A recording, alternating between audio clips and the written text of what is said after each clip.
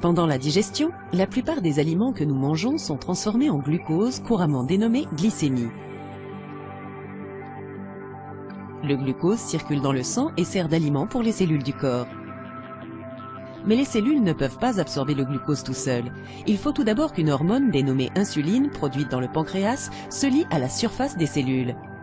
Dès lors, les cellules du corps sont activées et sont capables d'absorber le glucose. Ce processus ramène à la normale le taux de sucre dans le sang. Le diabète sucré est une maladie qui affecte la capacité du corps à utiliser efficacement le glucose sanguin. Dans le diabète de type 1, le pancréas ne produit pas suffisamment d'insuline. Le glucose ne peut donc être absorbé pour ravitailler les cellules. Dans le diabète de type 2, l'insuline est sécrétée, mais elle ne fonctionne pas correctement et le glucose n'est pas absorbé régulièrement par les cellules. Ces deux types de diabète ont les mêmes conséquences. Le glucose n'est pas absorbé par les cellules.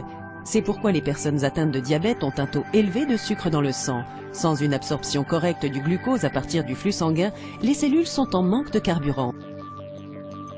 Quel que soit le type de diabète dont elles sont atteintes, les personnes diabétiques doivent surveiller leur taux de glycémie. En fonction du type et de la gravité de la maladie, les diabètes peuvent être gérés par un régime alimentaire ou par médication.